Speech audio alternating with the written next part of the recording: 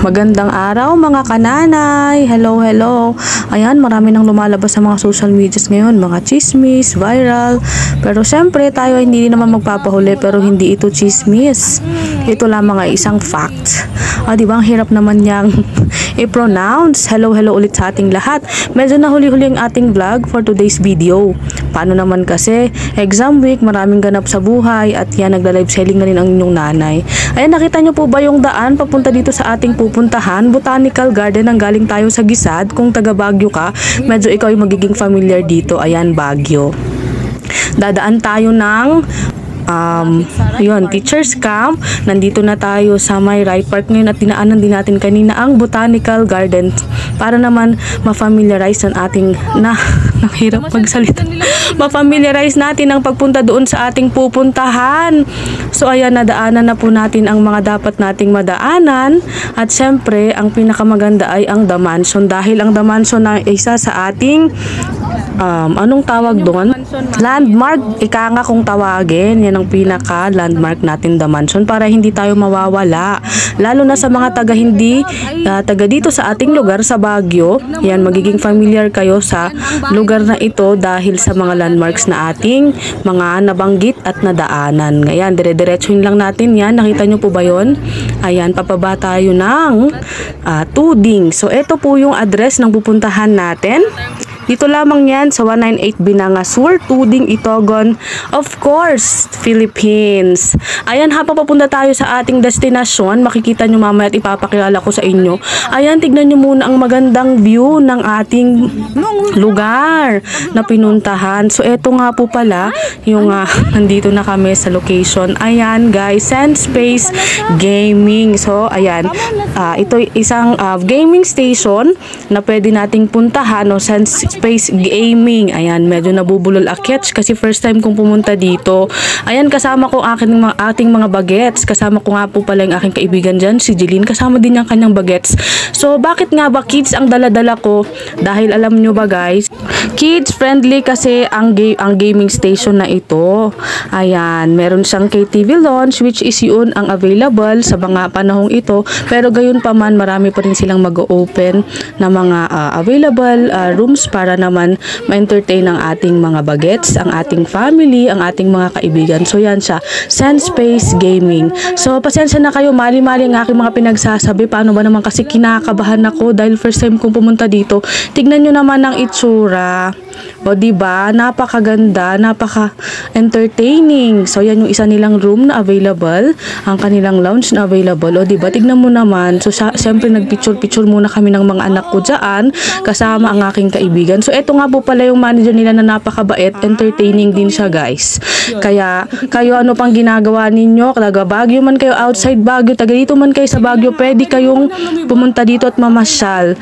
Ayan, dahil mag-e-enjoy ang inyong bagets, lalo na inyong mga bagets. Kagagaling lang namin ng school, dumiretso na kami dito dahil excited nga naman kaming ma-experience ang ano man ang ma-experience namin for today's video. Ayan sila, di ba naka-ID pa?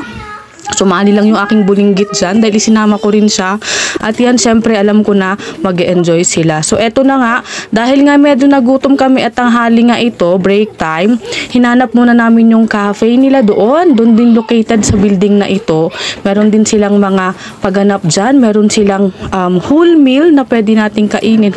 Ayan, kailangan kasi nila munang kumain. Dahil nga, syempre, ayaw naman natin silang magutom. Kaya available naman ang kanilang cafe sa mga normal meals na tinatawag. Ang normal meal kasi sa akin guys ay yung may kanin at saka ulam which is available naman dito sa kanilang cafe with drinks na rin yun. So eto na nga, kumakain na sila. Sabi ko dalian yung kumain at makapagpahinga ng kaunti para naman ma-enjoy nila yung pupuntahan namin mamaya. Nandito dito rin yan sa building na yan.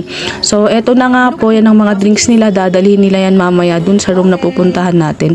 Kids friendly talaga to guys. Kaya pwede nyong dalihin ang inyong mga kids. Ayan, ang inyong buong family members. So, good vibes only. Ayan. So, eto na nga't nag-start na tayo. Pwede din nating dalhin dito ang ating barkada mag-KTV. Ayan, may mga sensor nga po pala yung kanilang monitor, kaya naman mabilis ma-detect ang mga movements. Like for example, ayan, kapag sinabi mong yes, erase mo lang yung hand mo. Ayon sa instruction ay madidetect na yan ng ating sensor. O diba, naglalaro sila ng basketball. Sobrang nag-enjoy ang mga bagets guys. Kitang-kita ko nga. Kasi syempre, first time na yung makapunta sa ganitong klaseng lugar. Kaya naman talagang hinayaan ko silang mag-enjoy at magtalon-talon dyan. Ayan, kahit napagod sila, namawi sila ng buong pagstay namin dyan. Pero huwag kayong mag-alala, makikita nyo ako dyan at hindi syempre ako magpapahuli. Bakit naman? Ayan. So, mag-enjoy lang po kayo sa inyong panonood at ayan, iniimbitahan ko kayong lahat ng makakapanood nito. Pamilya man, bata man, matanda. O ayan, kahit na anong age mo, pwede ka dito. That adult-friendly and kids-friendly po ito. Padalihin mo na ang iyong buong pamilya. Nga po pala, nandito din po sa vlog na ito yung map kung paano pumunta. At yan, nakita nyo naman din kung paano tayo pumunta pag sasakay tayo ng taxi. So, para hindi po tayo malilito. So, ito, diba, lahat ng klase ng games pina-experience namin sa kanila. Ayan, hindi naman lahat ng klase, may mga games kaming napili para sa kids. Ayan, o diba? Ayan, thank you so much all for watching and God bless everyone.